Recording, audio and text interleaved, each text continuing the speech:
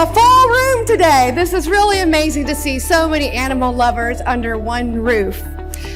Good morning to everyone. My name is Michelle Long Spears, and I'm proud and honored to serve as the District 2 Commissioner here in DeKalb County. Welcome to our inaugural State of DeKalb Animals Address. We are so incredibly proud of this initiative, and we could not have done it without so many of you in the room. This address serves as a kickoff to a broader initiative where we'll be diving into and exploring the animal service issues and shelter challenges we have here in DeKalb County. Before we begin, I'd like to take a moment to recognize the special folks here with us today. All of you are special. All of you are my VIPs, my very important puppy people. So thank you so much. Let's give you a hand for being here.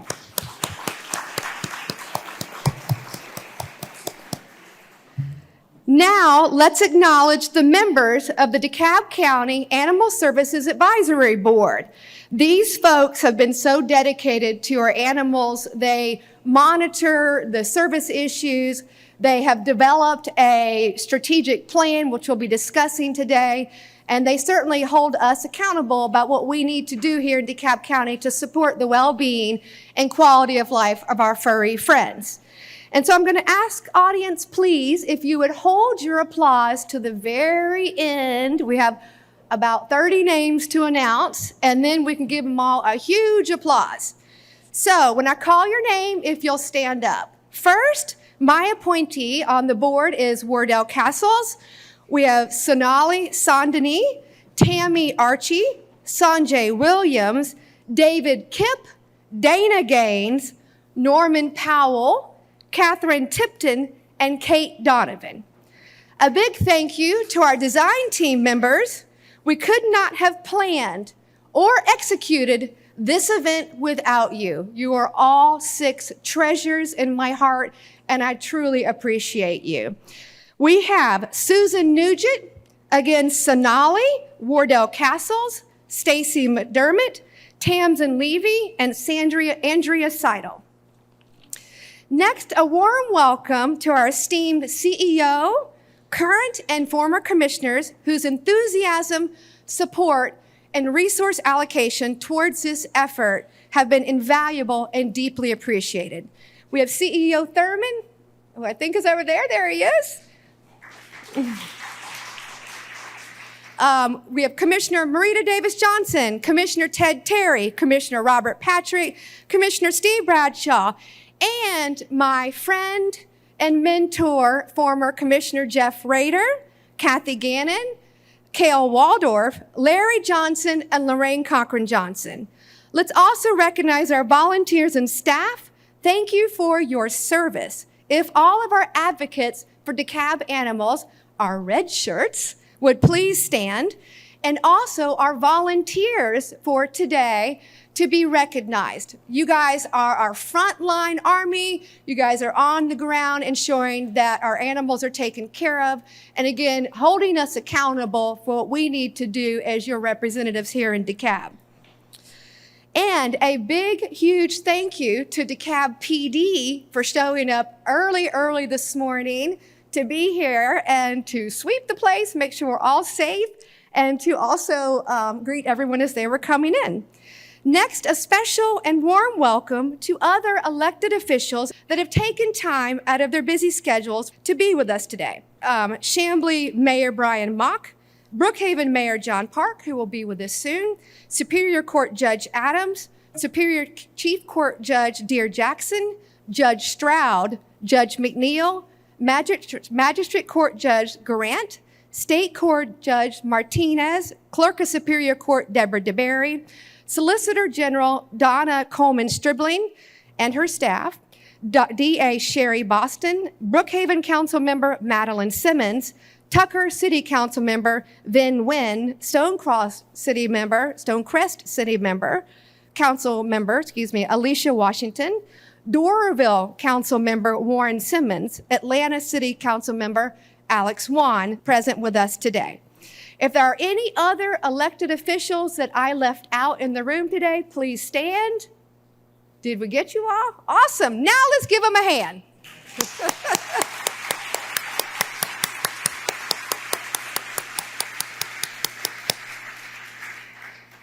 Also, I would like to express my sincerest gratitude to members of the DeKalb administration for your technical and logistical support, especially COO Williams, who came over this morning to check on us to make sure everything was going well. Where are you, Zach? Please stand. Thank you, thank you. Madam County Vivian Ernstes, Diamond Lewis, and the DCTV team, Director Metelsky, who I believe is out of town right now, and the IT crew, Deputy Director Buford and the facilities team, as well as DeKalb History Center, Mallory and Melissa, for graciously allowing us to use this beautiful space for our event. Lastly, and very near and dear to my heart, a big, huge thank you to the District 2 team, Caroline Enlow, Beth Ganga, and Sonia Tyler. Please give them a big hand.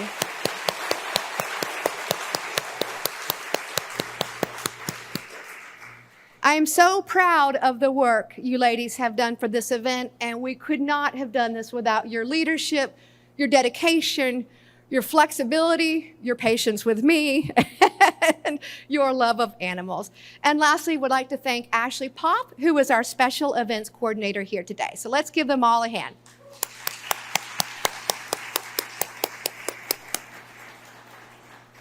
Before I dive into the content, I hope that you all did get a chance to meet some of our furry friends in the room with us today. I don't know where the others are, but we have Theo from Theo Thursdays right here in the room with us, and I am glad that we do have him here. And I remember one of my first photos as a commissioner actually was with Theo. Yes. All righty. The State of DeKalb Animals, which we lovingly call by the acronym SoDA, is a collaborative effort led by my office in partnership with all of the commissioners, the administration, and a volunteer-led design team. SoDA was born out of a deep commitment to realize a compassionate community in which every animal is valued, protected, and loved by fostering collaboration, innovative programming, and practical solutions. Last year, early on in my first term, numerous constituents approached me with concerns about the animal services situation. And as an animal lover, I knew I had to respond and do something in support of our furry friends, especially in the midst of a post-COVID shelter crisis. But as we dove into this project and started researching and investigating, we realized there's a deeper reason why this initiative is important. SoDA shines a bright light on a fractured system for pets and people that needs our attention and repair. Studies have shown that owning a pet can have numerous physical, emotional, and psychological benefits, including reduced stress levels, lower blood pressure, and increased social interactions. Pets have the remarkable ability to bring people together, to build bridges, to bridge divides, and create a sense of community and belonging. On a personal note, I want to share the deep-rooted passion that I hold for pets and why they are so integral part of my life. For me, pets are not just animals. They are companions, best friends, sources of joy. They are family. Sadly, I lost one of those companions last year. She was my 16-year-old rescue, Betsy. Betsy had been dramatically and traumatically abused as a baby, and she had been slit basically down her gut. And so when I got her, it took me many years, including training after training to aggressive dog training, to really get her to feel comfortable. So while she was a work, and she really continued almost to be a work in progress her whole life, she was my most loyal dog, and I loved her, and it's truly left a hole in my heart with her passing. My passion for pets really does stem from the profound connection I made with them in my childhood and will likely continue to my death, or at least I hope so. Beyond my personal bond with animals, I am passionate about advocating for the welfare and rights of all animals. I believe that every living creature deserves to be treated with dignity, compassion, and respect, and that how we treat animals is a reflection of the values of our society. And now, before we begin, let's get a little bit of a drum roll here. Come on, get into it. We have some good news. Great news to share about the county's court-held dogs. Yesterday, the Board of Commissioners, and thank you, CEO Thurman, as well for your support, authorized the county attorney to implement a strategy known as cost of care. The tool encourages defendants to surrender their animals earlier in the court process, which currently they often do at the conclusion of their case, reducing the animal's length of stay in our shelters, freeing up space, and allowing these animals the opportunity to be adopted and find a forever home. As of March 25th, there are 72 court-held dogs in DeKalb, 12 in foster care, and 60 in the shelter. Our animal advocates, and many of you in this room, have been asking for this. We heard you and will continue to address the issue. And folks, this is a win for DeKalb, so please, let's give it applause. Thank you.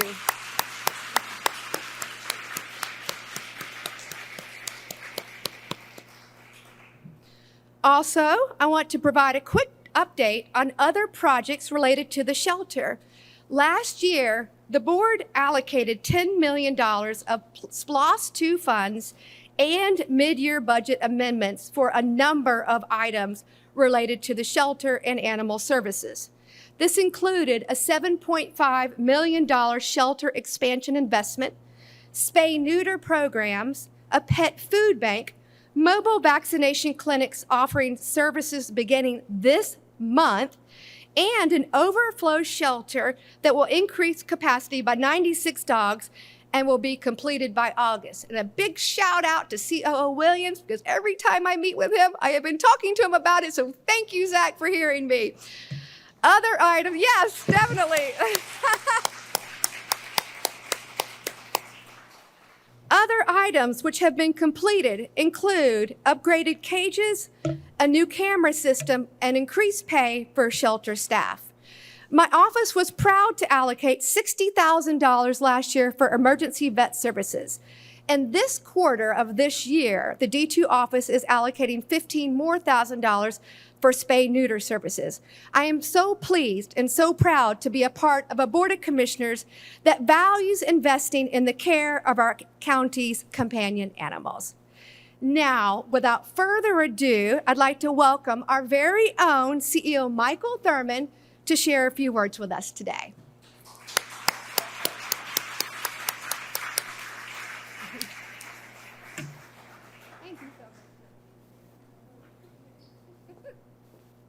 Good morning or good afternoon. First of all, I think we should acknowledge a young lady that is doing a phenomenal job on our Board of Commissioners, our newest member, but already having a huge impact. This is an absolutely brilliant idea, and it's an idea that was originated by Commissioner Michelle Long-Spear. So stand up, let's give her a round of applause. This is a brilliant idea. My remarks are extremely abbreviated, and I'm not sure why, other than my name is not on the ballot this year, so all of my speeches are much shorter now than they've ever been in history. But first of all, I want to thank all of those who the commissioner has already acknowledged, Lifeline, Rebecca, everyone who has the best interests of our furry friends at heart. Oftentimes we disagree about strategy and about allocation, about philosophy, but the one thing that I've come to understand that no matter all the people I've met, love and appreciate our pets, our animals, and our residents here in DeKalb County. So we have to continue to work together. And just one word, though, I want to share that hadn't been mentioned, and I was in a conversation this morning with a local reporter, and we were discussing 911. So one of the things I mentioned to her I want to share with us related to this problem. The issue of shelter overcrowding is a national crisis. It's not a DeKalb crisis. It's not a Decatur crisis. It's not a Georgia crisis. It's a national crisis. What is fueling much of the challenges and many of the challenges we face is something called a pandemic and inflation. Many pet owners, pet lovers are having to make a choice, whether to feed their beloved pets or feed their children and their families. Don't lose sight of that. That is a reality that's being faced. When we hear about the high cost of groceries, you have to also think high cost of pet food. So what Michelle Spears shared with you, the investment, the $10 million investment that was recommended, that the board unanimously approved, a lot of it is aimed at helping socioeconomically challenged pet owners to do the right thing by their pets. Let us continue to love our pets, and more importantly, let us continue to love one another, because if we can't love one another, it's almost impossible to love our furry friends. Thank you.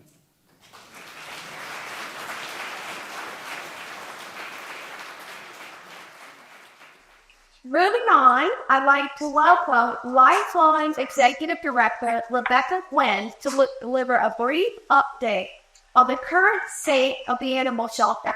Let's hear her again.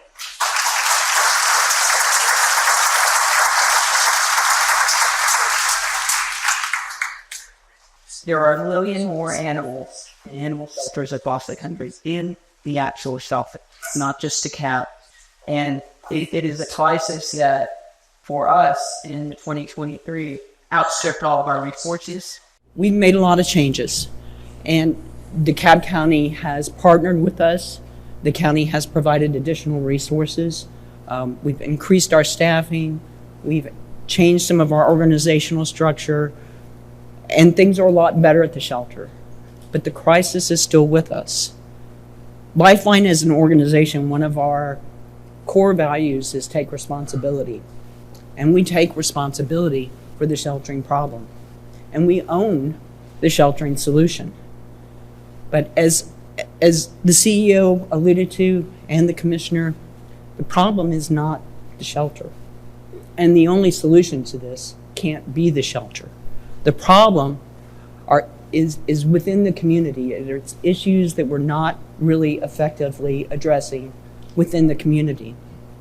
Last year, CEO Thurman challenged me and other leaders within the administration, Director Lumpkin, who has partnered with us all along, the COO, Mr. Williams, to look upstream and look at solutions that we can have within the community. And there's a little card on all of your tables that shows you some of those solutions. What we wanted to do is create really a pipeline for people to get the assistance they need for their family members, their companion animals, through the county and Lifeline working together. So starting this month, we'll be doing free vaccinations through Lifeline's mobile clinic at places within the county that tend to see a lot of intake of animals into the shelter. DeKalb County is funding 1,000 free spay-neuters for DeKalb residents that we'll be doing at our Lifeline Community Animal Center. And that is being made available now as well. We also have an access to care fund for DeKalb County residents whose pets need additional veterinary care beyond spay-neuter, beyond vaccinations, whether it's broken bones, skin infection. My own dog ate rocks last week. So we're just going to move on from that. But anyway,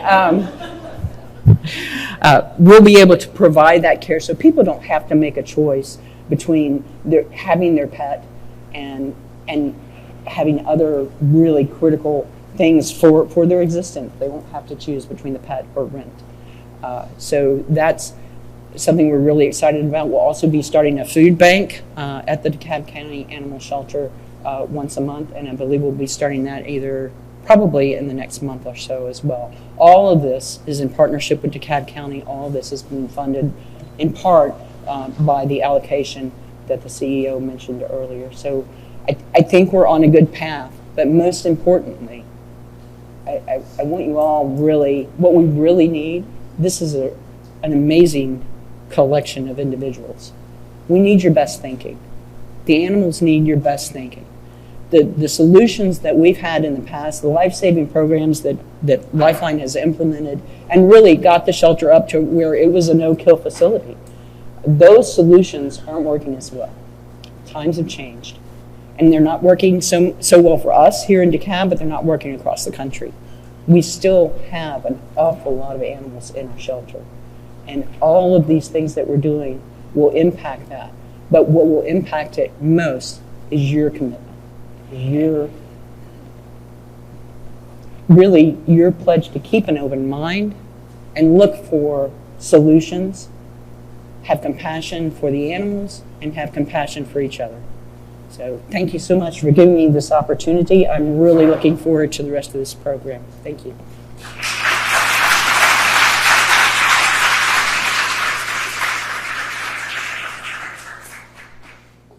Thank you, Rebecca. We appreciate you sharing the state of our shelter and generally animal services here in DeKalb. We have had a few folks join us today, so if you would rise after I call your name. We have our solicitor, Donna Colvin-Stribling. We have Commissioner Robert Patrick. All righty. Next, I am proud to announce and introduce our keynote speaker, Dr. Gregory Burns. Gregory Burns, MD, PhD, is the Distinguished Professor of Neuroeconomics in the Psychology Department at Emory University, where he directs the Center for Neuropolicy and Facility for Education and Research in Neuroscience. He pioneered the use of brain imaging technologies, it's so cool, to understand the brains and minds of both humans and a wide range of other animals. Dr. Burns is the author of What It's Like to Be a Dog and How Dogs Love Us. His next book, Cow Puppy, will be released on August 20th of this year. The floor is yours, Dr. Burns.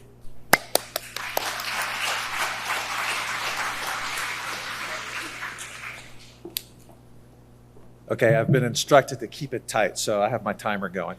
Well, thank you all for coming out. This is really a delight, and I'm so pleased to see such a great audience here.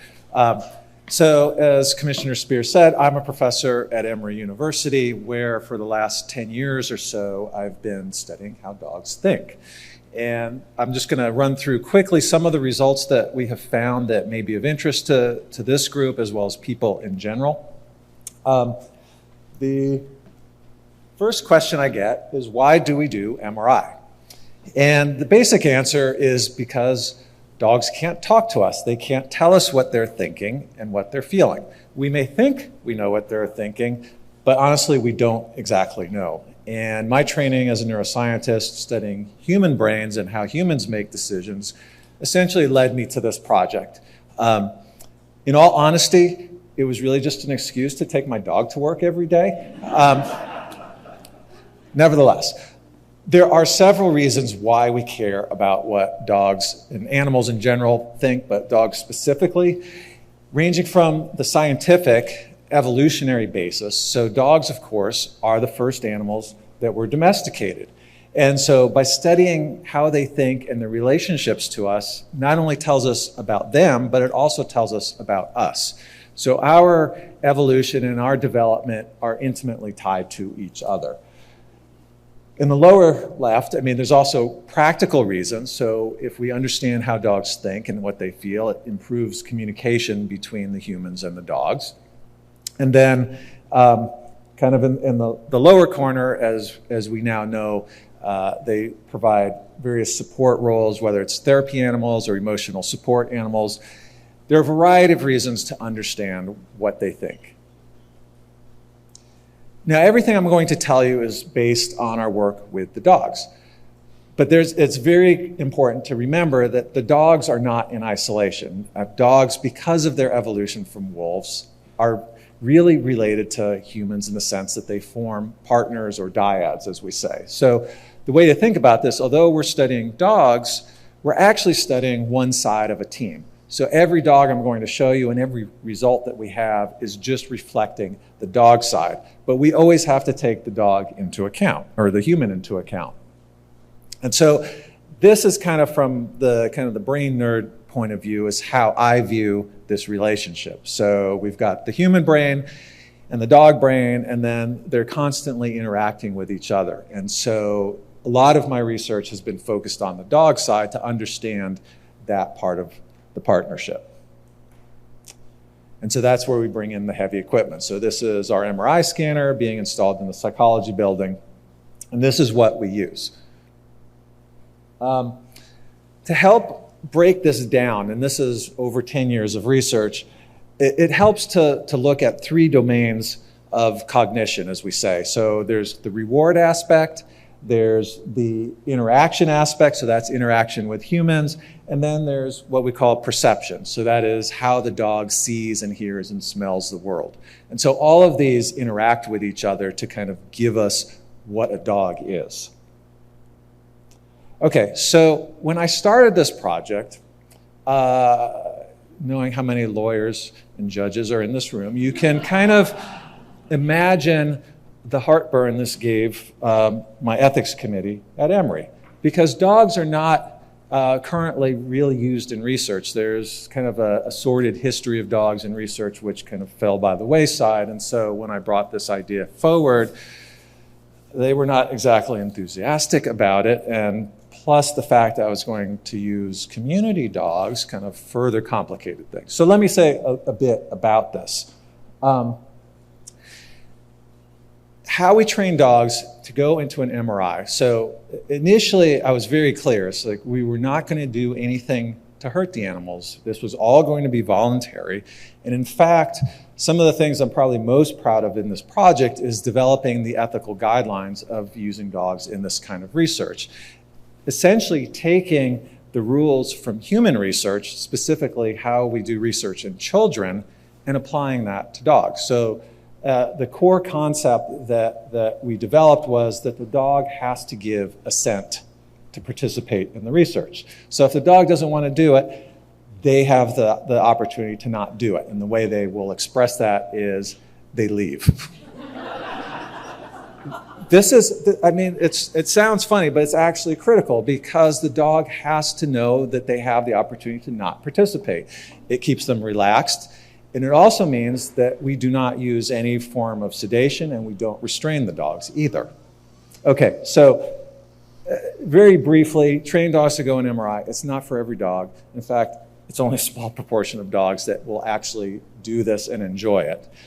It's not, anyone who's had an MRI knows it's not a pleasant environment for all of these reasons.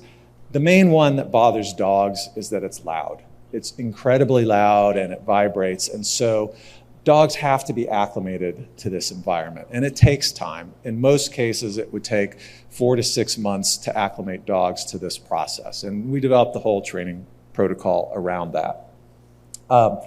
And as I said, the ethical principles we laid out is we would not harm the animals, we would not restrain them, no physical or chemical restraints, we use positive reinforcement, and critically, we use community dogs.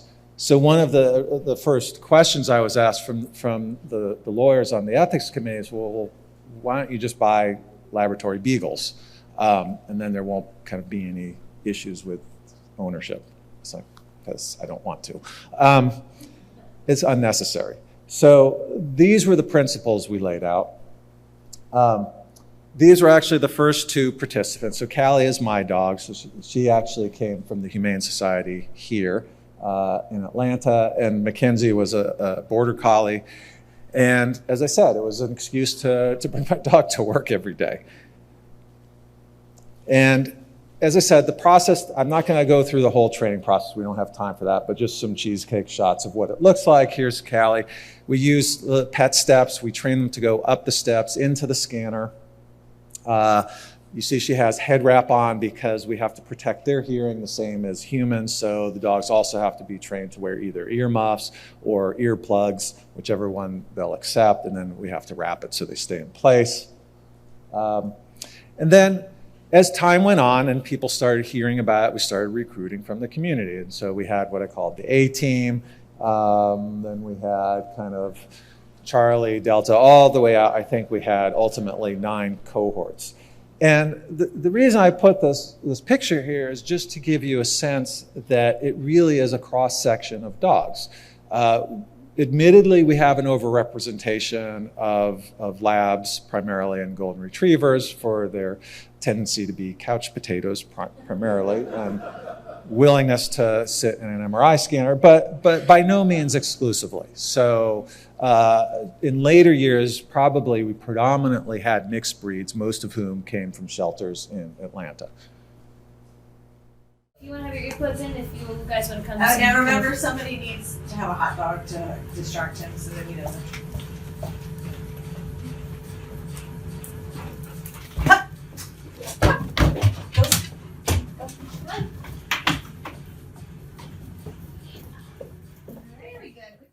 Piece of cake, right?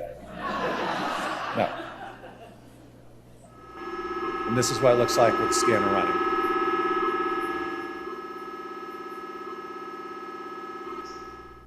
So that's the end result, and I've glossed over kind of all the hard work that went into doing that. Here's what it looks like from the other end. And ultimately, this is kind of the goal we had. Happy dogs, happy owners, just everyone having a good experience with this. And most of the dogs that participated for many years and had many, many scans. Okay, so what did we find? In terms of reward, the initial thing that we did was we trained the dogs on hand signals. So this is just basic Pavlovian conditioning where the dogs were taught, we hold up a hand, you're going to get a treat. 2 hands like this means no treat. And this was purely proof of concept initially. So this is Pavlovian conditioning. And what we found was when we held up the hand like this, we saw this response in the dog's reward system. And so as my colleague said, great, you just found out that dogs like treats. That's not the point. That was to prove that the technique works and that the dogs could be trained to hold still. This experiment followed on what I just described, but what we wanted to know is what happens when the dog gets praise versus food. Do they have the same type of response to just a social reward? And so these are things that we would hold up. These cues were, as we say, conditioned to be followed either by praise or by food. So this one, you'll see, after this is held up, she gets praised. So it's inscrutable, right? You can't tell what the dog's thinking. And then there's another thing that comes up, what we call the blue knight, and then this is followed by a treat. Yay, good girl. But it has to be a treat disconnected from a human, so it comes in on what we call the treat kebab. Okay. So this dog, whose name is Katie, so this is in our mock scanner. I'm filming this in mock scanner. So now you have to imagine we did this in a real scanner and it's banging and doing all that while all of this is happening. We also did a choice test, so we would give the dogs a choice between going to their human where they would get praised or going, there's a little food dish on the lower left.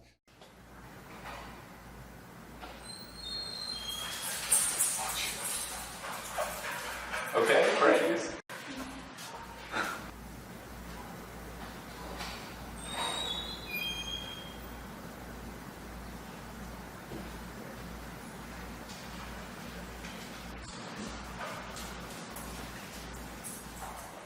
But what we can do with this information is we can essentially analyze what's happening in their brains while they're seeing all these cues, and then develop a model. So this is kind of a little computer model that says what's happening and how they react to the cues in anticipation of either food or praise. And what we found in this experiment is that 75% of the dogs, when we look at their reward systems in their brain, had equal responses to both the prospect of food or praise, meaning that it wasn't all about the food, that the dogs, I hesitate to use the word love, but I do throw it out there because there's so many meanings to it, but they had the same kind of innate response that humans do to being praised and just kind of having a social reward, and it's not all about the food. And some dogs were kind of at the extreme end where it was actually greater for them to have praise than food. There were a few kind of chow hounds, but those were the minority. Why is this important? Well, it comes down to how we train dogs. Certainly they like food, but I mean, too much food makes for obese dogs. And it may not be necessary all the time, and people need to understand that dogs do react socially in many ways the same as we do. And so we have scientific proof of that. Perception. Let's see, how are we doing here? Oh boy, gotta go fast. Perception, how do the dogs see the world? So here's an experiment where we're actually looking at how do dogs process faces. So as we know, dogs look at us. This is not kind of the normal thing in most animals.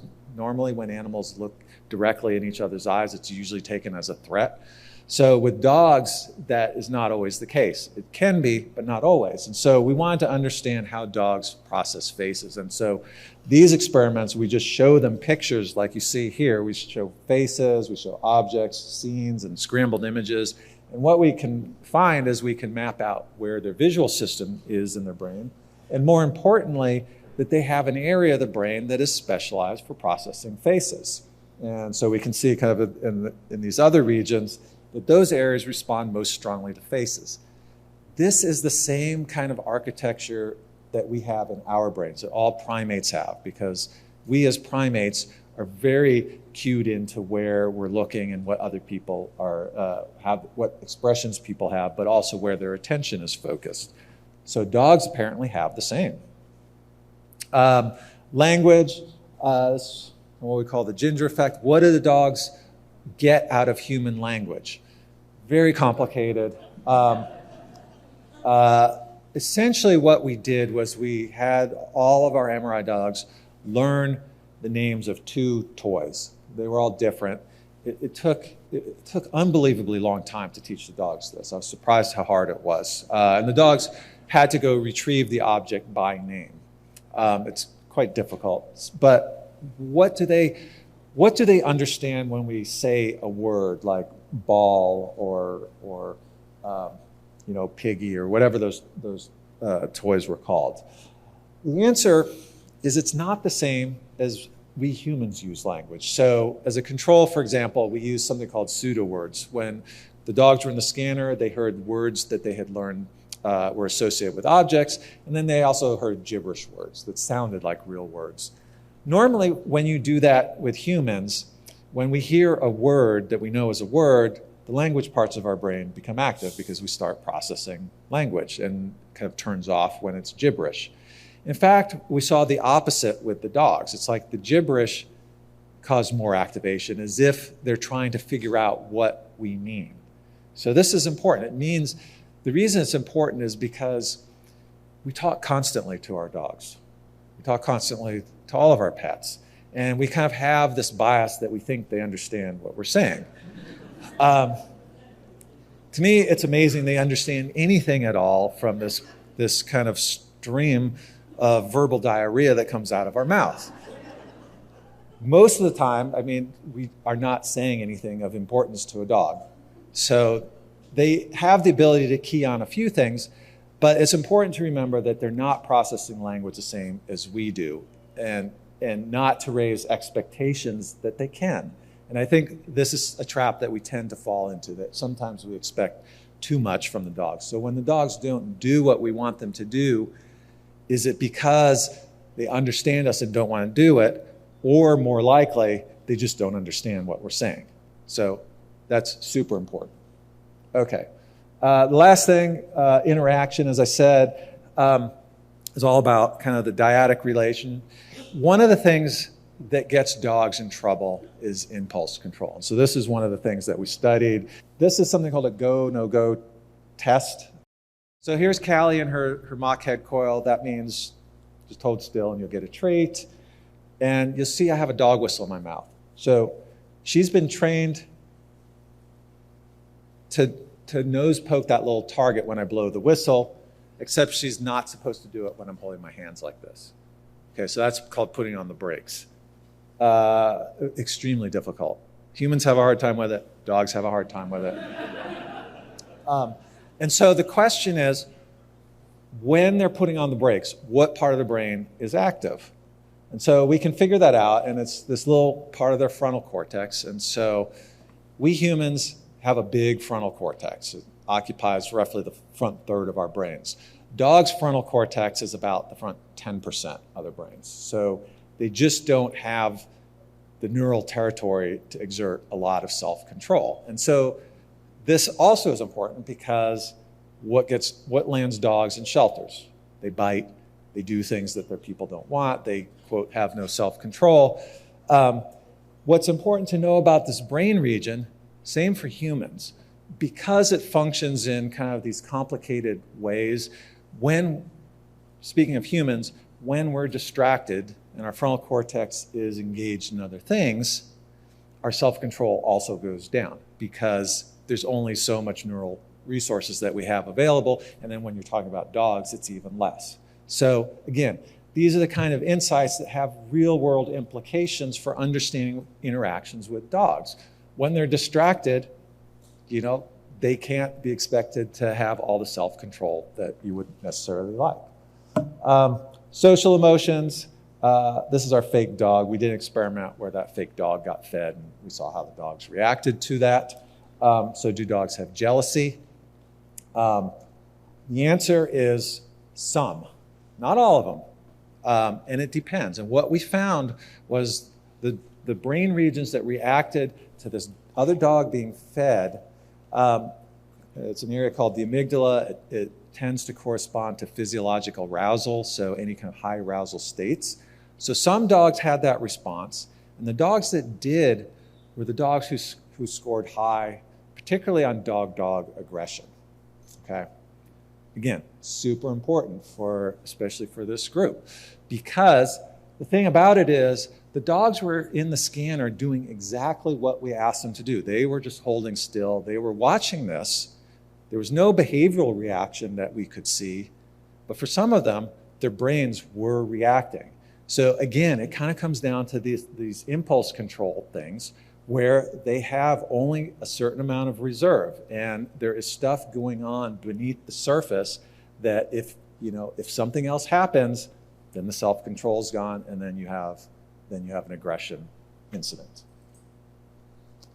All right, well, wrapping up future directions, we did a project where we partnered with Canine Companions to see if we could predict which of these dogs would be good service dogs. The answer is yes, we could. Just by doing brain imaging, we could predict about 85% of the dogs that would be good or not good at this.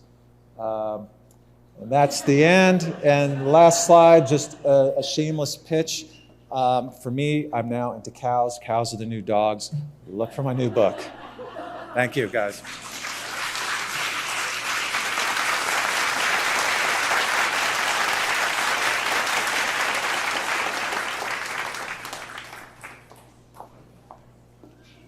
Thank you so much, Dr. Burns. Did you guys learn anything? Yeah, right. All right, let's give them a hand.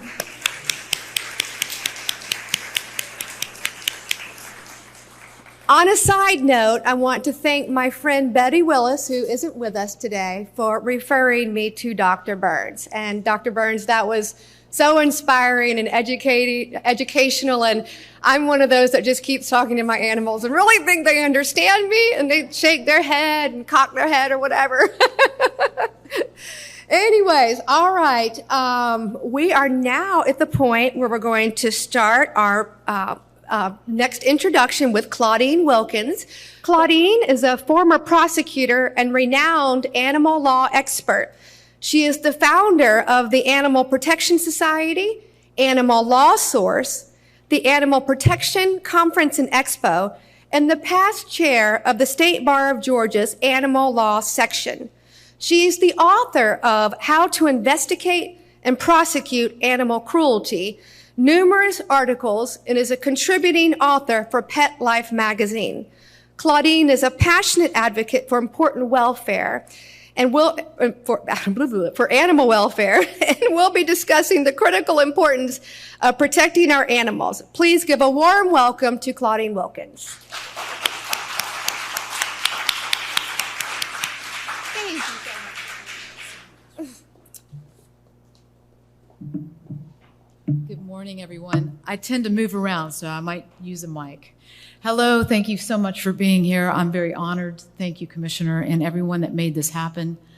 Today is a first day in the new beginning, I think.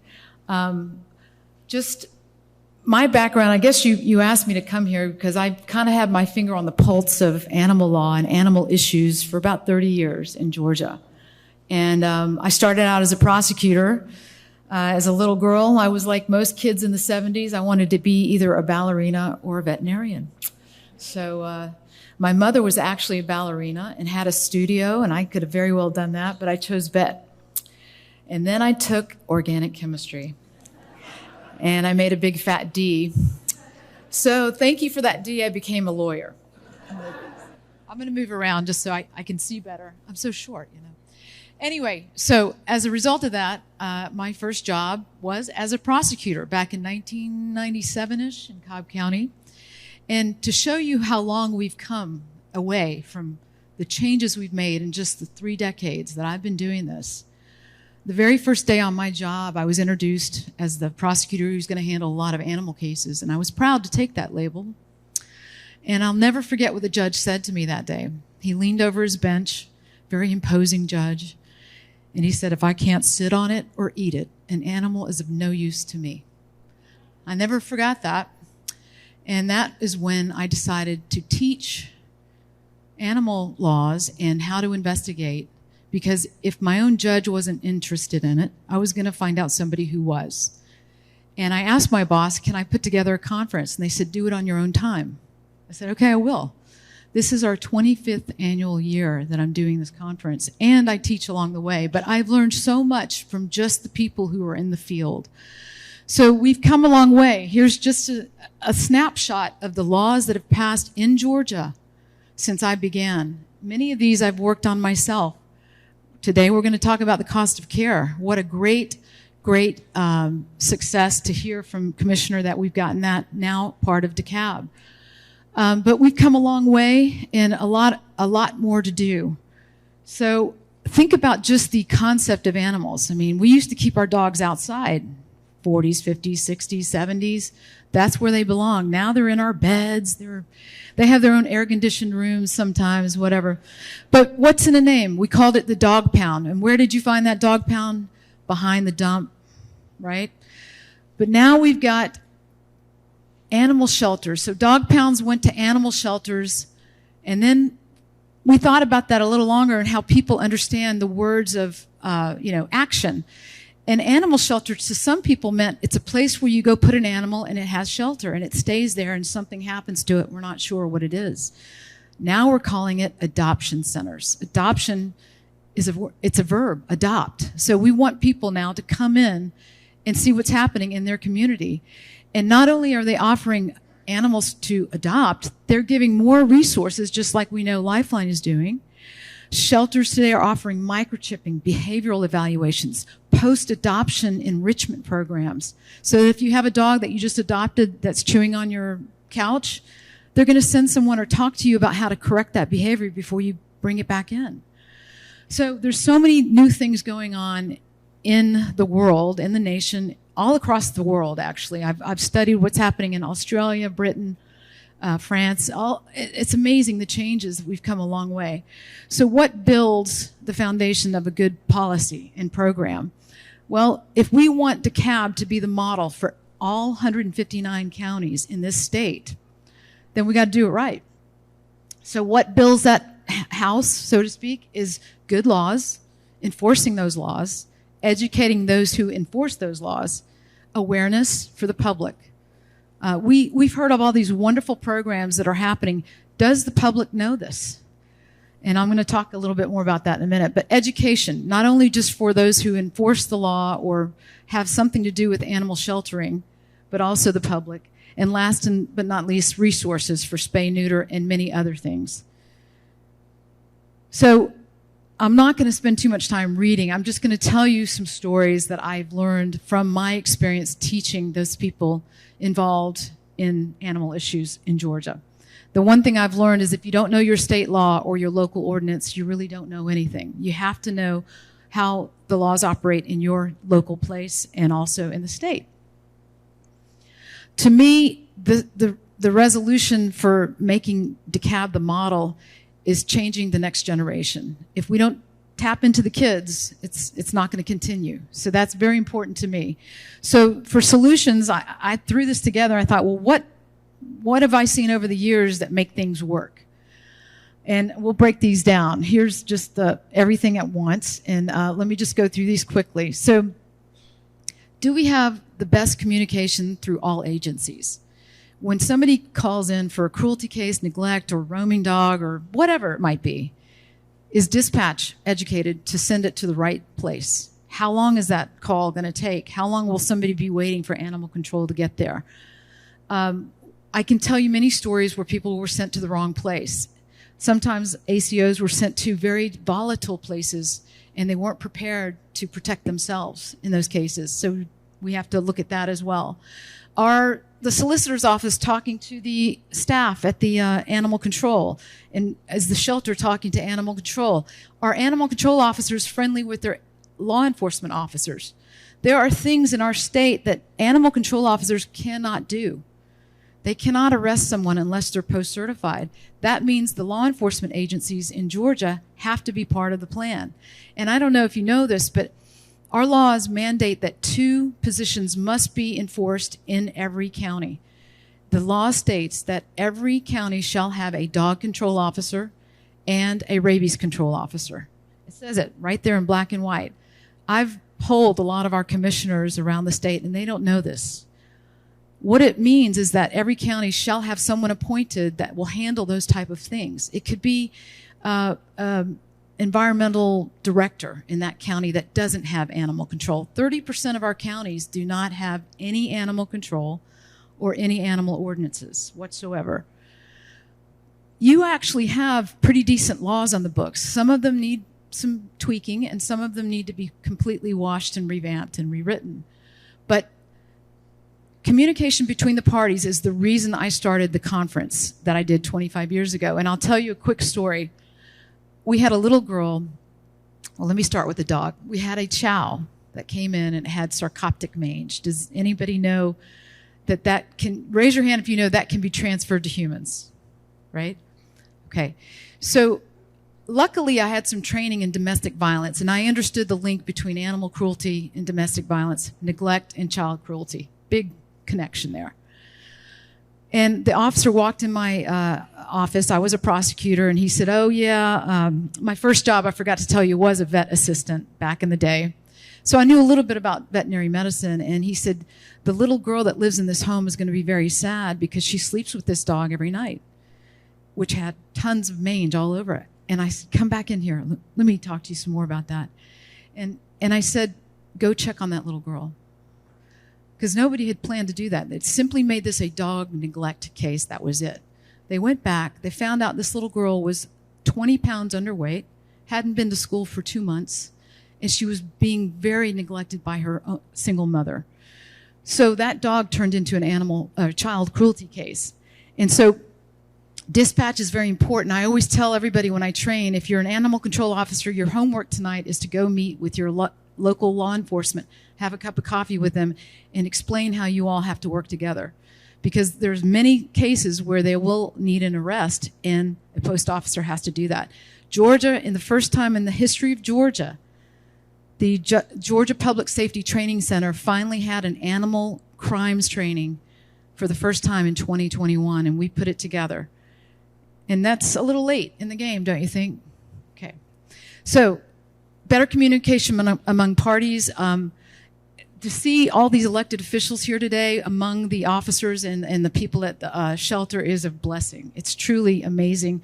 And we should all have our cell phone numbers so that when there's a case or something that needs to be discussed, we're open to it. You know, I remember people saying, oh, I'm afraid to go talk to my prosecutor.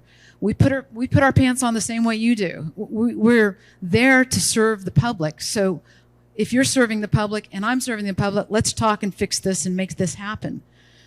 The other thing, too, is there's one big void I forgot to put in here, and it should be in the center, and that's the individuals like foster and rescue. But these are all the agencies that must work together, and foster and rescue really help the shelter. So that's important too. This goes for anything: neglect cases, dangerous dog cases. Just it could really apply to many things. So sometimes you don't have law enforcement involved in certain issues with animals, and that's okay. That's different. But so the other thing is resources. I mean, come on, let's be real, everybody. It takes money, right? Money is important. Resources are important. And it's nice to see that the elected officials understand that here today. So the population, does anybody know the population of DeKalb County? Shout it out. Anybody? All right. How many officers do you think it's going to take, animal control officers, to help this county get their needs met? How many? 40? Okay. I think there's only 6. Can you believe that? Not only are they spread too thin, they're feeling it. You're going to have a higher turnover rate. They're going to get burnt out, not respected. There's a lot of things that happen when you overload them. And let me tell you another thing. We're going to talk about breeding permits in a minute. But everybody here thinks that the Department of Ag has that under their arm. They don't. They are a regulatory agency, a completely different branch of the government. Their job is to regulate things. They cannot put people in jail. Now, that's not the goal here, is to throw people in jail, but we'll talk about that in a minute. So we have to review what the county needs based on the population, based on neighborhoods that have high call response or high needs resources, or a lot of roaming animals, or resources that are not provided in certain zip codes, so to speak. So that takes metrics and studies and so forth. But that's important. I mean, resources are number one to make this model work. Why is the shelter overcrowded? There's many reasons. Court dogs are part of the problem, but they're certainly not the bottleneck. I can tell you that right now. It's obviously, the size of the shelter, the population growth, we have inflation, the economy, post-COVID. There's so many reasons. No one's to point the finger at or blame. It's a myriad of things. But I will tell you that the model that we can put together and make happen will solve this problem. It might not happen overnight, but it will solve the problem. More ACOs. I want to go back to that. So has anybody actually interviewed the ACOs and said, hey, what do you do every day and how is it? We need to do that. We need to ask them what they're doing and what they're seeing. Are they getting communications, the lines open, clearly open? If, for example, there's a case that needs to be prosecuted, is the prosecutor reaching out to that ACO and say, hey, I need to interview you for the case and make sure we got it streamlined. We're going to get this conviction. We're going to make this happen. Or do you think this person needs a diversion program instead of going the penalty route, et cetera? Are they following the cases to conviction? And are we measuring those metrics? Are they getting the training they need? Are they getting local ordinance training, state law training, compassion fatigue training, how to handle OC spray or poles or rabies training? I can tell you right now, most of the law enforcement officers have zero training in handling rabies or potentially rabid animals. So I have heard, and I talked to the officer who actually put his hands on a rabid animal, a dead one, but there still can be exposure there. Luckily, he was smart enough to put some gloves on. But rabies is 100%, well, 99.9 something percent fatal. So do we want that to happen? No, we don't. And the other thing, too, is what attracts good people to come and work for you? Well, first of all, ongoing training and providing them credit for that training. Post officers have to have post credits. Law enforcement seeks out post-credited courses. Lawyers do too. Veterinarians do too. But we in our state do not certify animal control officers. You could get a GED and start working tomorrow as long as you have some good training on the job. That's great. But oftentimes they're not trained in just the basics, like how the court system is set up. So we have to offer some sort of credit for those that want to come to training. In Florida, for example, you can't be a ACO, animal control, unless you're certified and you have mandated training. We don't have that in Georgia. All right, so training. I've been doing this since I can't remember. I mean, 96. And I just started out because I wanted to. I don't know why. I just said, I do. There were a few cases where the animal control officers were mad at us, the solicitors, for not doing their jobs. So they would work up the case, and then we would drop it or not care about it. So I said, well, I'm going to change that, or try to change that. And we make sure we acknowledge their presence, their work, the respect that they should get, and also the safety. They're safe. They are first responders. Oftentimes they're showing up at domestic violence situations where it could be deadly, and they're oftentimes without bulletproof vests. So one thing I started, because I recognized the need, is people would just start asking me questions like, how do I do this or how do I do that? And I would answer them in an email, and then a month later somebody would ask me the same question. So I realized I got to keep the answers in a place where I can have it easy to resend. So I decided, let's just make a toolkit out of whatever that topic is, so that anybody that wants to do it can hit a button and they can print out how to do a cost of animal care petition. Everything you need to know about that. Everything you need to know about what is proper shelter in Georgia. Does anybody know, is it proper shelter to have a dog house and the dog may be in it outside, but it's so cold that it's very cold inside the dog shelter or the dog house? Is that proper shelter? It is not.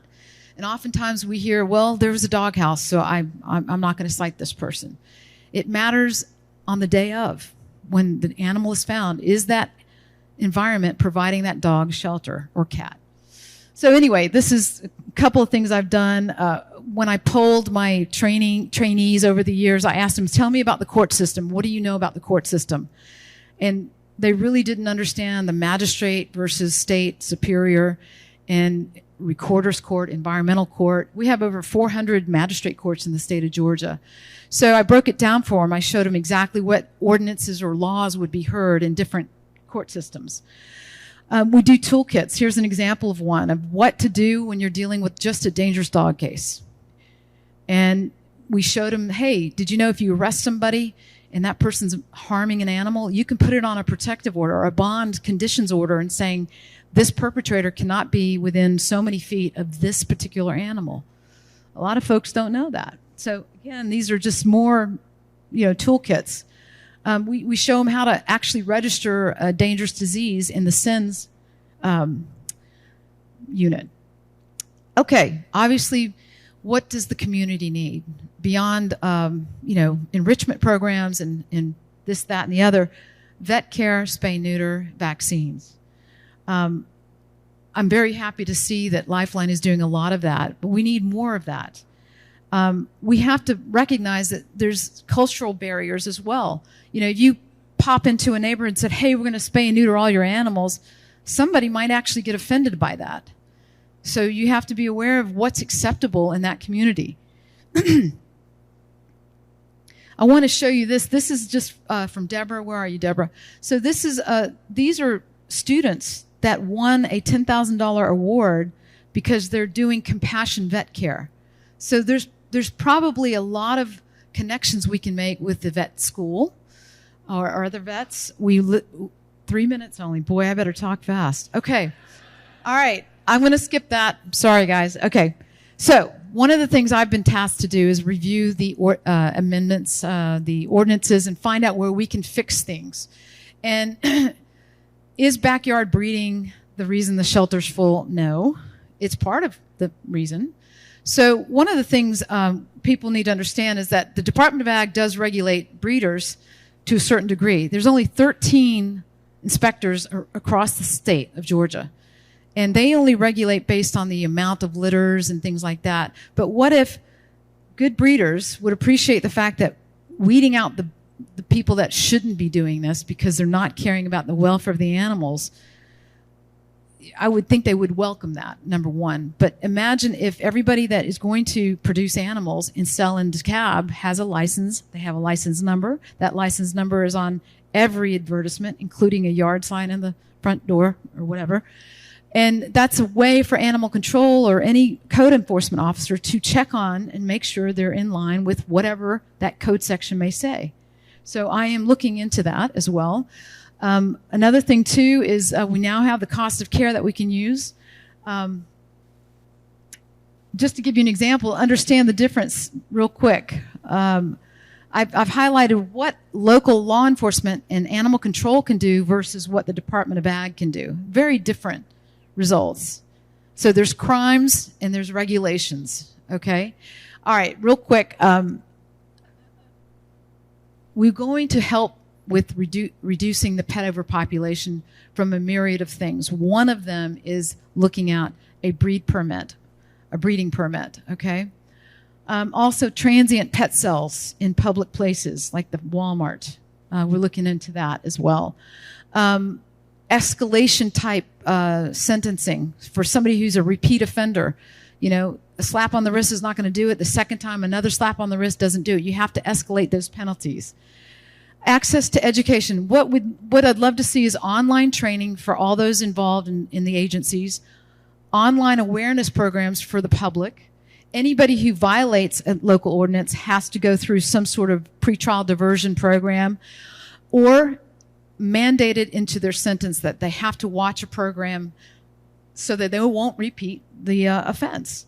The pet ownership responsibility is getting the public to engage into this model, basically. All right? Just take a picture of that because I'm running out of time. And then we have to incentivize those people by providing the programs and meeting the resources that they need. There's plenty of programs out there. Lifeline has many. We have national organizations such as HSUS that have many. When I was very involved, I'd go into the schools and talk to kids. And let me tell you, the best way to get the public to find out something is through the children, Girl Scouts, Boy Scouts. Go in there and talk to them about what you're doing. Part of the animal control officer's job, I think, if they have time, and shelter people, is to go into schools and talk to them about pet ownership responsibility. Make it cool. Make it cool to spay and neuter your animal, you know. We also need better metrics. So last but not least, a little plug for me too is this is our 25th anniversary. I'd like to offer anyone in DeKalb a discount to the conference this year. We'll make a code for DeKalb, and it'll be our 25th year. We do it alongside the Vet South Conference, so a lot of veterinarians are there. I think what we're doing here would not have happened 20 years ago. And the fact that the cosmos has aligned to bring all the right elected officials who have passion, and the new elected officials that are trying to get into office have passion. And believe it or not, I think you're the only county in Georgia that has a judge that brings a dog to the bench every day, Judge Wong. So thank you so much for letting me speak today. I appreciate it.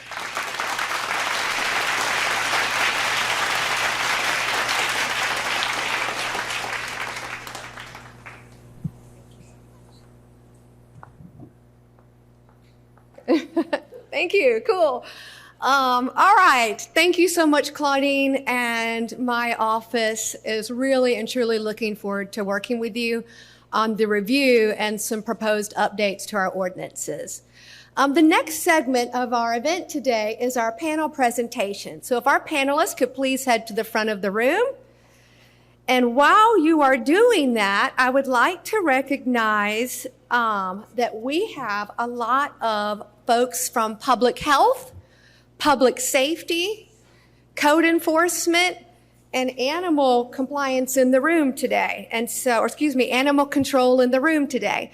And so we will be touching on all of these subjects during our panel. And so if you'd please stand up when I call your name. We have Dr. V and Ryan with DeKalb's Health Department. Please stand up. Thank you, guys. We have Police Chief Ramos. I appreciate you coordinating the officers for us today. Fire Chief Fulham, who's just awesome and got us the dogs. Thank you so much, sir. Director Jack Lumpkin as well. And thank you. And my friend, my Leadership DeKalb friend, who's standing quietly in the back of the room from Decatur Fire Rescue, Gary Menard. Let's give everybody a hand. All righty. Okay. So thank you all so much for being here. It feels a little weird. And thank you for joining us, Sheriff Maddox. I think I announced you earlier when you had stepped out. And quickly, also, Mayor John Park has joined us and will be speaking shortly. All right, we have a distinguished panel of 5 experts here with us today to delve deeper into the issues affecting our community's animals. Each panelist brings valuable insights, wisdom, and experience in animal services, animal law, fostering and adoptions, pet health, law enforcement, and so much more. I'll briefly introduce each panelist, and first up is the Honorable Judge Alvin Wong. Give him a quick hand.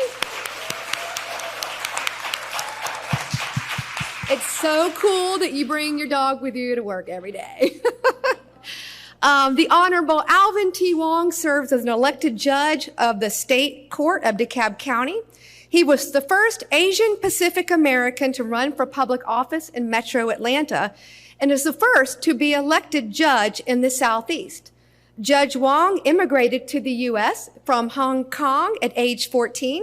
He lives in Atlanta with his lovely wife, Jeannie Lynn, I ran into in the bathroom, of course, a creative communications consultant, and they have 2 cats and a dachshund. We're blessed to have Lisa Milet with us today. She is the Annie and Zach Stanton Distinguished Professor of Canine Welfare Law at UGA. It's a lot of words. And also serves as the Executive Director of Athens Pets. Milet's teaching and research focuses on legal issues concerning animal welfare. She is the founder and director of the School of Law's Practicum in Animal Welfare Skills, and she published Backyard Breeding, Regulatory Nuisance, Crime Precursor, the first academic article on the small-scale commercial breeding of dogs. Next up, we have our very own Sheriff Maddox. DeKalb County Sheriff Maddox's successful 20-plus career in law enforcement includes experience with various agencies serving the metro area, including the City of Atlanta and the DeKalb County Police Departments. An Atlanta native and DeKalb County resident, Sheriff Maddox became DeKalb County's 50th sheriff in 2019. Sheriff Maddox earned her Bachelor of Arts in Sociology from Morris Brown College, an MSA degree in General Administration from Central Michigan University, and her Master's in African American Ministries from the Newborough, I hope I'm pronouncing that right, awesome, Theological Seminary, Newborough College of the Bible. We also have Dr. Gloria Dorsey with us today. She has been on staff at the Atlanta Humane Society for 27 years and is currently the VP of Outreach and Advocacy. She was previously the Vice President of Medical Services for more than 18 years. A graduate of Tuskegee University in Alabama, Dr. Dorsey received a BS degree in Animal and Poultry Sciences and a doctorate in veterinary medicine. Upon completion of her doctorate degree, she completed a master's in public health, epidemiology at the University of Alabama. And we also introduced Ms. Wilkins Claudine earlier. So let's dive into our panel discussion and exploring the complexities of our animal services and the system that we have here in DeKalb County. All right, so Ms. Milet, given our county's limited resources, why should our government focus on fighting animal overpopulation when we have other important issues facing our community, such as homelessness, poverty, etc.? I think there are a couple of reasons why focusing on the animals is such an important priority, even though there are the human-focused issues to also worry about. One is that both Commissioner Longspears and CEO Thurmond explained very nicely, I think, the bond between humans and animals and the fact that animal welfare is human welfare.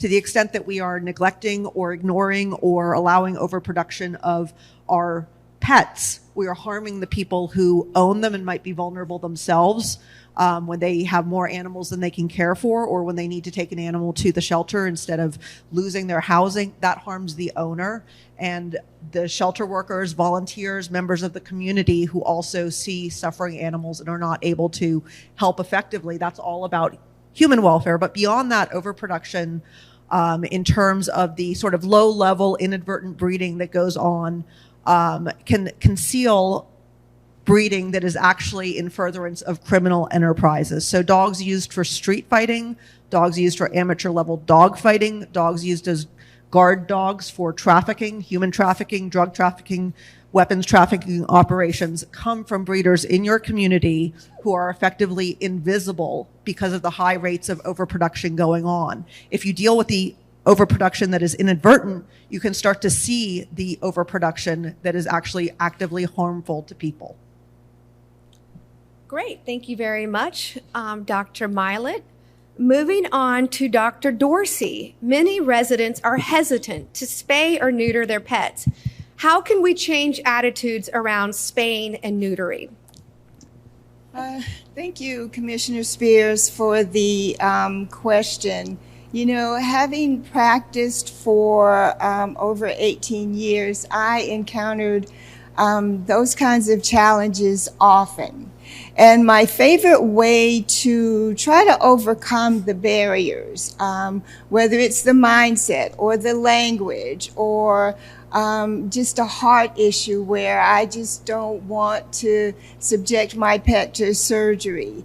My favorite way to address the issue has been what I call what we are now calling community conversations. I think it's important to sit down together and talk about the issues, the whys and wherefores of why you feel the way that you do. And also what I find happens is in the doing, in actually having the conversation, then you can get beyond some of the challenges that people have. And, you know, you want to give them the information that they need to make the best, most informed decisions about pet health care. And then once you've done that, you want to remain accessible to them so that they can continue to ask questions.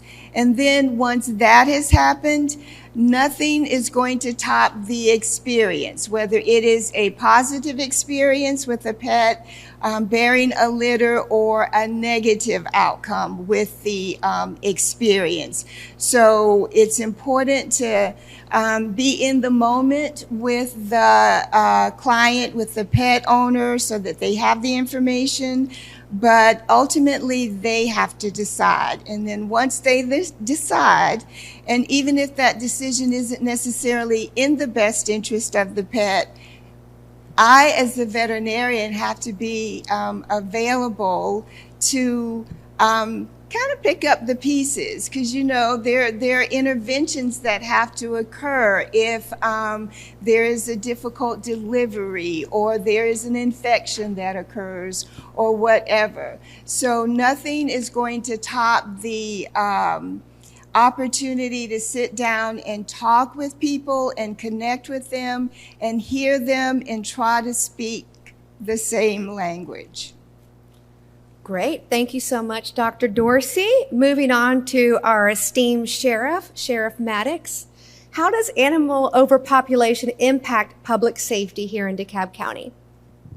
Thank you, Commissioner Smith. It's a great question, and thank you for this forum. Listen, it's about, when you talk about overpopulation animals, you talk about the quality of life. How will they eat? Where will they be living? We want to make sure that they have good housing, but also this, if they have to fend for themselves out on the streets, that means they have to dart in and out of traffic. They become aggressive, and then guess what? They're all identified as aggressive animals. And we want to make sure that they have the quality of life. But not only that, you have to think about it that over 500 dog bites have already been reported in the state of Georgia alone. So what we don't want is the animals to be running, just dogs to be running rampant and actually, again, be classified as an aggressive animal and harm any of those individuals that may be walking or just be out just enjoying life. So again, it goes back to the quality of life for individuals as far as us, we are concerned, but also for the animals, the dogs themselves. Great. Thank you. Well said, Sheriff. My next question is for Ms. Wilkins. How can legislation, both local and statewide, help to address animal overpopulation issues? Well, I'll start with the basics, and that is without laws, we have chaos. And the laws dictate the way we behave in society. And that famous line that says, kill all the lawyers. Well, if you look at the context of that, right before it, it says, if you want tyranny in the land, then kill all the lawyers. So laws, good laws, take us out of bad situations. I mean, think of the history there, and I could name a million things, and put us in a progressive movement. And we also need to have laws that are understandable, easily to convey to just the average person, and also constitutional. So, I mean, truly, the cost of care is a perfect example. People ask me, well, how did that get passed? How can you deal with that evidence differently than a bag of cocaine that might be stuck in a cabinet somewhere, which can wait till the trial is heard 2 years later. But when you have a living, breathing animal and it's stuck in a cage in the shelter, when an adoptable dog or cat should be rotating through that, not only are you losing money because that dog or cat is being held there for so long, it's a system. It's going to the prosecutor and saying, can we move these live evidence cases quicker through the system for court efficiency, along with making sure that laws tamp down the pet overpopulation. A breeding permit would be a good example of that. I think I could keep going, but I don't want to. Well, I appreciate you being sensitive to time. Thank you very much, Claudine. As a little side note, I know many of y'all can't see Theo. He is laying down on the floor, just chilling right here in the center of the aisle. So maybe next time our event, we have no tables and we just all sit on the floor with our pets. Maybe next year. I don't know. All right, moving on to Judge Wong. One of the goals of the DeKalb County Animal Services Advisory Board's 5-point plan is to address the issue of court-held dogs. What are some of the things in DeKalb County that we can do to address this issue, in addition to the cost of care legislation that passed yesterday? Do it better and faster. Y'all heard about from Claudine, we have a very complex legal system dealing with animal law. There are state laws, criminal section, Title 16. There's animal welfare section, Title 4. There are county ordinances within each county, all of which operate independently and jointly. It's like a big, big ship in the middle of the ocean. It takes a lot to change course. We've been working since last September with my prosecutor, my solicitor general, my county attorney, my public defender, all the stakeholders. We have been working on getting these cases resolved. And I understand the complaint, and I don't blame you. Listen, I'm a dog lover, as you know, right?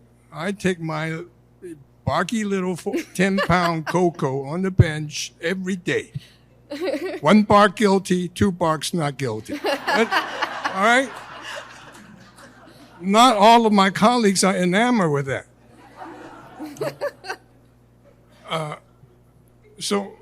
And for matter of transparency, I was a Lifeline board member for 6 years.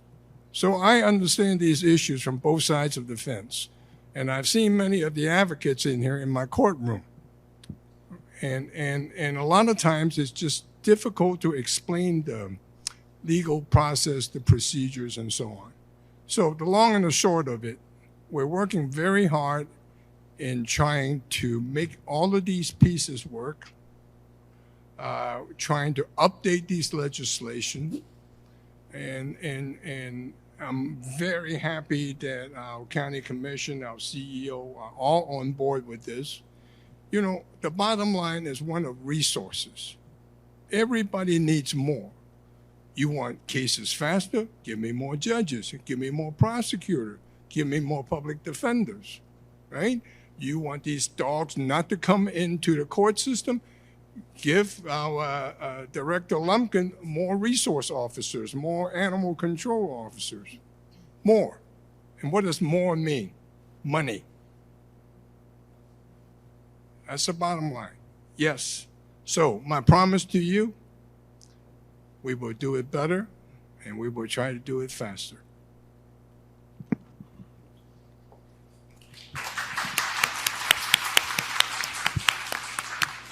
Thank you, Judge Wong. We are so lucky that you were on the bench and you can never, ever, ever leave DeKalb. Just saying. That's what my wife told me. All right. I have one more prepared question for our panelist, which is, oh, thank you so much, which is for Miss Milet, and then we'll go into some general questions. And if someone on the team can please give me a time check in the next couple of minutes, so I don't run you guys too late. All right, Ms. Milet, Athens-Clarke County Animal Services has had great success reducing intake numbers of puppies at their shelter and reducing space pressures at their shelter while keeping intake open. Can you share how they were able to accomplish this? Sure, and as Rebecca Gwynn and as CEO Thurman mentioned earlier, last year and this year are very hard years for shelters nationally. And so I don't want to pretend in any way that there's some panacea or there's some set of things that will reduce all space pressures. But Athens, and I want to give a little bit of context, Athens has 1/6 the population of DeKalb County. So I knew the answer to the question about the number of people in DeKalb County because we looked it up on the way in. And so we have 130,000 residents. So it's 1/6 of DeKalb County. Our shelter has the same has 1/6 the holding capacity of your shelter, yet we have 1/11 of the number of animals in our shelter system. And so the amount of space pressures is significantly less. And since 2015, I've actually been really fortunate in being able to devote my time at UGA to animal welfare issues, and Athens-Clarke County has been my little laboratory to try out different programs. And so in Athens, one of the things we've been doing since 2015 is very targeted spay-neuter. We offer, at this point, there are about 600 free spay-neuter surgeries for dogs and cats every year, funded either by a private organization or by Athens-Clarke County. So that's 600 with 1/6 the population here, and we've been doing that for years. About 75 of those each year are dogs, plus the 100 from the county. And we target them based on the animals that we know are most likely to be adding to pet overproduction, because there is a vet shortage. It is hard to get spay-neuter appointments, and there's a money shortage. And so we can't just go and alter every animal. Instead, we very strategically ask which animals are adding to overproduction, and we target those ones for surgeries, primarily consensually, but the truth is we have a mandatory spay-neuter provision with respect to dogs and cats being reclaimed from the shelter a second time. There are some people who are acting irresponsibly, and animals wandering we know are intact, and we know they're reproducing. And so if that's happening repeatedly, those people have to have their animals altered. We also have a community program, which we identify jurisdictions to go into and provide assistance based on heat maps we've drawn up based on animals impounded at the shelter. So where are we having disproportionate clusters of juvenile animals coming in? Where are we having disproportionate numbers of neglected or abused animals coming from? And we go into those census tracts. We aren't doing zip codes. We're talking about a community of maybe 300 houses, and we go in and we work with them over a 6-month period of time on education and resources. And what we find is about a quarter of the animals are already spayed and neutered. Another quarter will say yes to a free offer, so we're up to 50% in that community. And another quarter says yes to the spays and neuters after we build the relationship with them. And so we're able to, in that way, start, once again, on a very targeted basis without tons of money, being able to go in and change norms and reduce overproduction. Because one of the things about overproduction, it's the puppies in the community, yes, but it's also when somebody has more animals than they can care for because they couldn't find homes for their puppies. Or it's the animals that come back into the shelter at 1 year of age, so they're not lifelong homes. And so we're constantly looking at the data and we're playing around with our ordinances. We've passed some of the ordinances that Claudine discussed that make breeders internalize their costs. Right now, a lot of the costs of breeding are borne by the taxpayers. It's animals that are sick, they didn't receive vaccinations, they come into the shelter. Those are all costs borne by taxpayers. And so we've worked to pass ordinances that make the breeders internalize their costs. And I think that that's really important. And so we've been chipping away at these things. Once again, it's not that we're perfect. It's not that we don't have space pressures, but even in this environment, we've managed to keep our dog live release rate above 90% by having these very targeted interventions instead of focusing on things that are easy to do today but make the problems worse tomorrow. Great. Thank you, Dr. Milet, or excuse me, Professor Milet, which rhymes with pilot. That's how I remember how to say it. I was remiss earlier to acknowledge that Professor Milet has brought 2 law students with us today that are about to graduate. So let's give them a quick hand.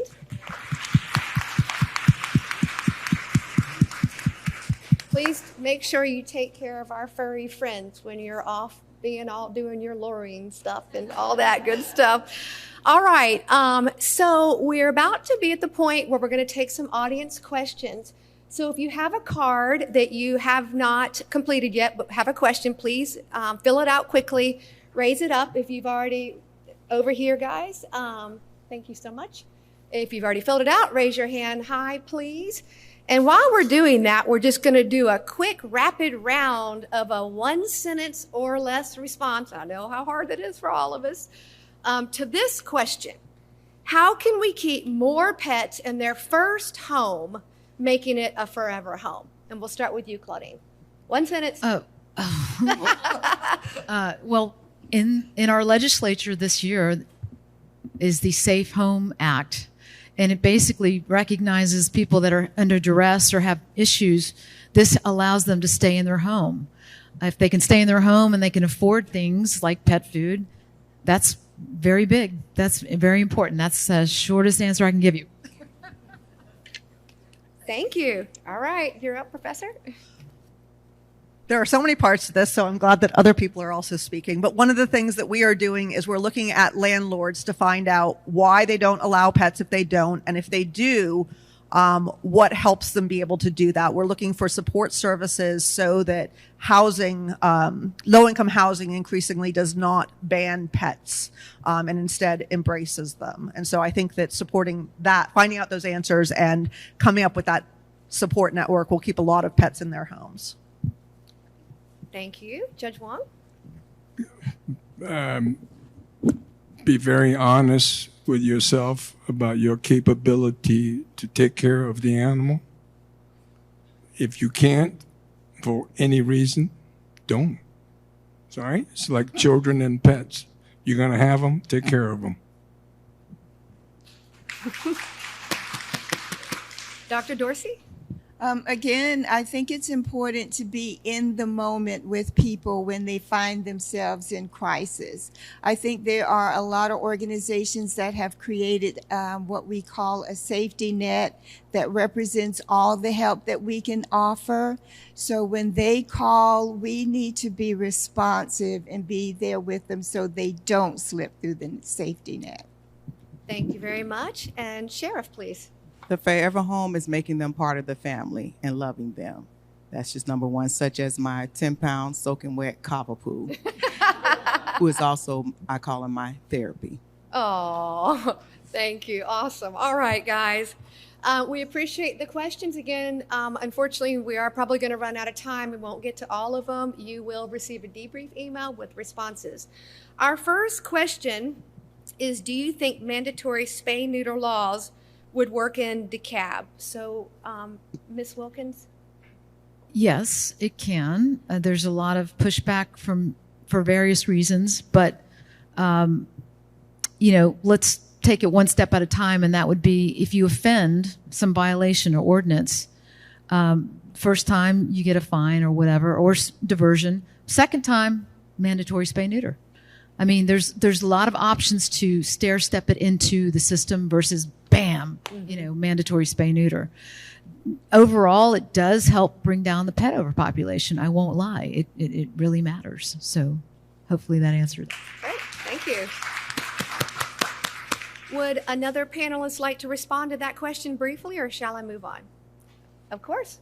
Ms. Meyer. I completely agree with Claudine in that, especially with the stair-stepping approach. And one of the things we do in Athens that I felt very strongly about is the first time there is an offense, we offer a free spay or neuter. A fair number of people take us up on that, and it resolves the issue. dogs don't roam as much, for example, once they've been altered. And so, but then the second time, if there's repeated offense, at that point it's mandatory spay neuter and the owner has to pay for the surgery. And so it's a way to get people to opt in, have this consensual system, but have a backstop for the people who are repeatedly causing problems. And it reduces dog bites too. I mean, 76% of dogs that bite are intact males. So it also affects public safety. All right, thank you. Our next question from the audience. Lifeline has had great success with their Pets for Life program in Fulton County. It's a program that focuses resources on particular rates of animal control calls. Do you think that this would be a good program to expand to DeKalb? Who would like to field that question? Rebecca, actually, I mean. I'd like to start. Oh, go ahead. Absolutely, Dr. Dorsey. I do. I think that it is an excellent program, and I appreciate what Lifeline has done. The other thing that's really important that they've done is they always provide the information that people need to help them make informed decisions. So I would not be the one to stand in the way of a program or an opportunity that is working. So if it can be replicated here, there, and everywhere, by all means. It's a terrific program, and let's do more of it. Great. Thank you so much. Rebecca, did you want to you're good with it? All right. Okay. There we go. Let's move on. Time check, everybody. 5 minutes, I'm told. 5 minutes. Okay, cool beans. All right. Our next question is to Sheriff Maddox. It says, my rescue dog had a very successful program in Lawrenceville, jail dogs program run by SOHFGA, no cost to the jail and extremely successful, both for dogs and misdemeanor inmates. Unfortunately, new sheriff shut it down. This kind of program would be great at the DeKalb jail. What do you think, and is it possible, or have we ever tried it? Great question. No, we haven't tried it. Is it on our list to do? Yes, it is. Oh, cool. It takes All time. right. Yay. See, we're about solutions here today. Thank you. We just hired an educational specialist that is going to be responsible for that. The person has only been on for a month, but that's not something that you can just implement today and tomorrow and it works. It's a process because we want to make sure that we're following all laws and that we're in line with all the guidelines. So we are looking at that for our jail, yes. Awesome. Better together, DeKalb, right? All right. This question is specific for Claudine. How many animal cruelty cases have you prosecuted, and what was the most common type of case? It's been a long time, almost 30 years, so I don't remember, but a lot. I mean, I had them every week, so a lot. The common was neglect, just basic neglect, and I didn't know kind of cases, which is under our law, omission, failure to do something is a crime. So I would say it was mostly neglect. And then there was definitely a connection between domestic violence and cruelty.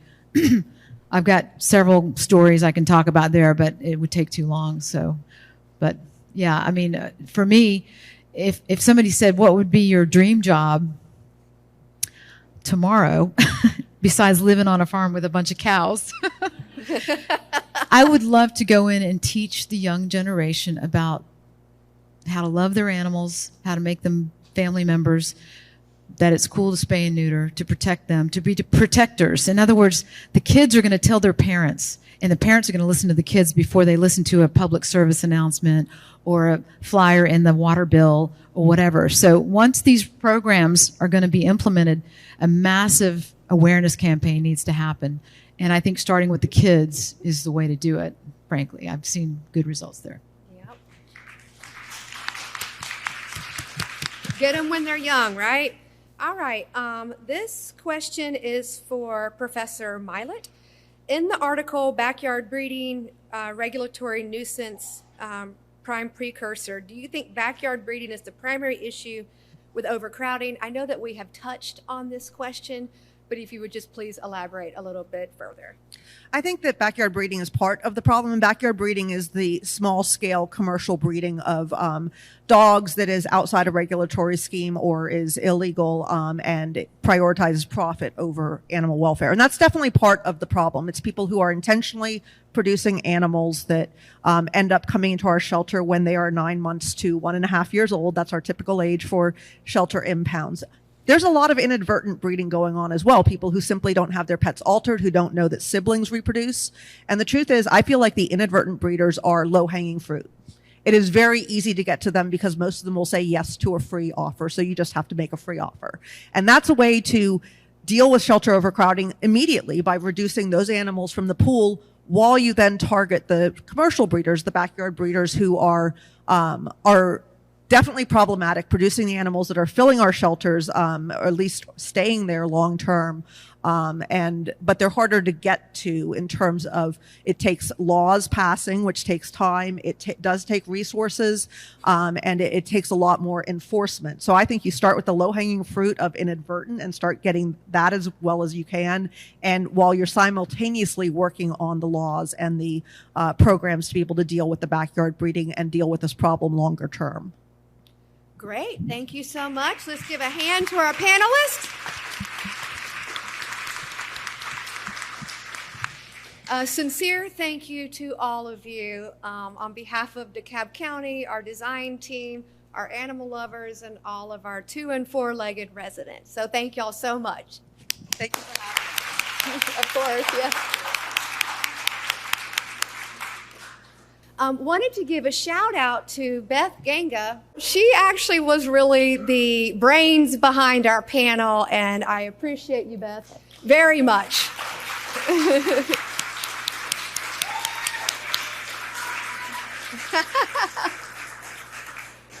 Y'all might not know this, but Beth has been fostering for 20 years now? All right. What makes it kind of cool is that Beth has been fostering with our very own Brookhaven Mayor, John Park. Welcome, welcome. Let's give him a hand.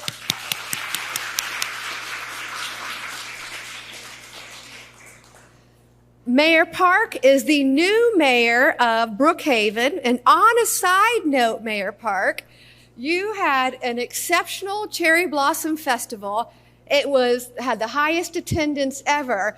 And I'm telling you, because I was there both days, it did seem like there were more furry friends in attendance than people.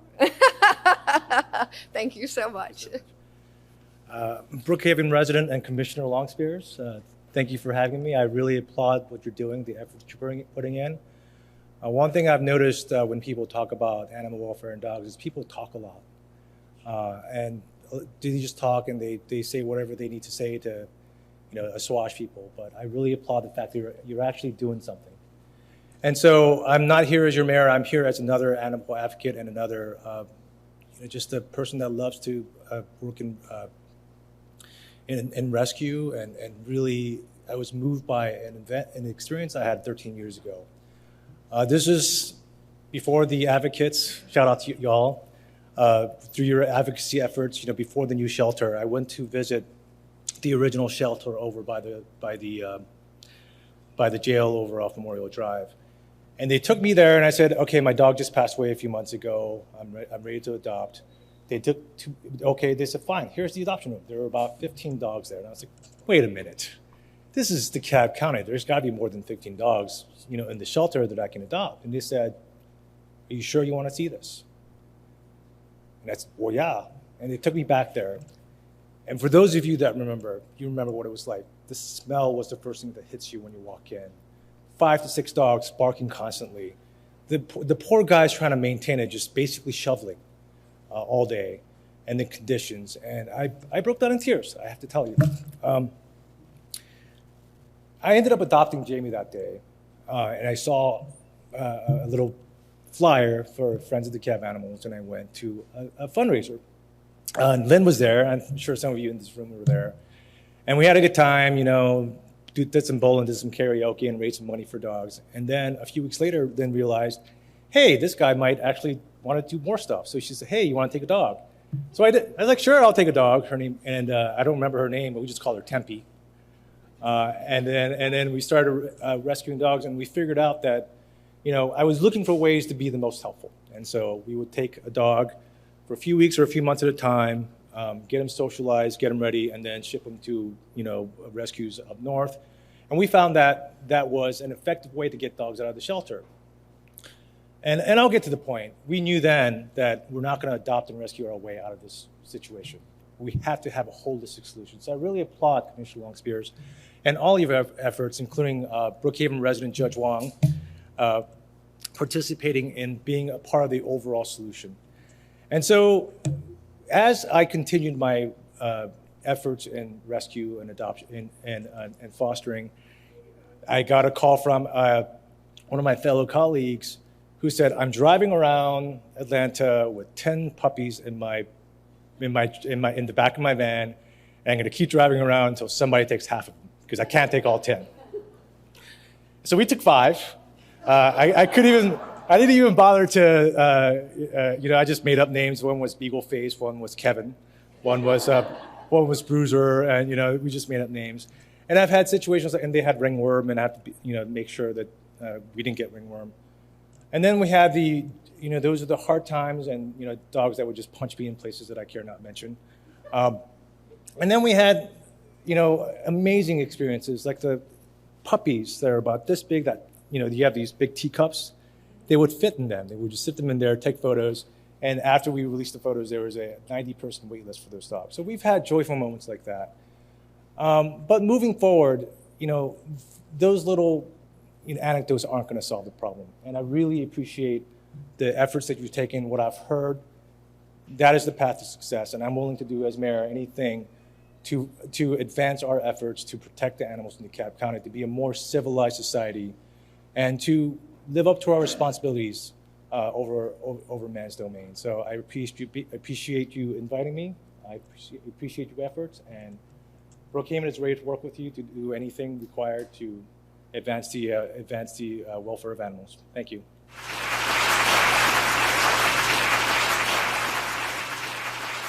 Thank you, Mayor Park. I am also a proud resident of Brookhaven. All right, so we are nearing the end of our program today, so we're going to move pretty swiftly. So throughout 2024, we are partnering with Lifeline and again other organizations focusing on specific aspects of the DeKalb County Animal Advisory Board's Common Sense Solutions Plan. We've also compiled a creative toolkit with information that you can share with your audiences. Special thanks to the CDC and Lifeline, Rebecca, for providing information. If you know of additional resources, videos, articles, news articles that we should share, please send it to our office and we'll update our toolkit to reflect that new information. And a shout out to Sonia Tyler. Are you here, Sonia? Woo! Yes, our creative mastermind, our communications queen, and just truly such a wonderful person for creating that for us. She would kill me if I did not say this, is please follow us on Facebook and LinkedIn to stay up to date on information. And now we're at the conclusion of our event. Thank you so much for taking time out of your busy schedules to spend today with us. Today, we begin a new chapter in our journey to address and face our animal services challenges head on. But we can't do it without you. We need you. We have certainly heard from so many of you about some of the challenges and the problems and the concerns and the complaints. But guess what? We are better together, DeKalb, and we need to work together to resolve this problem. Today we have heard from Cleo. Cleo's ready to go. I need to hurry up.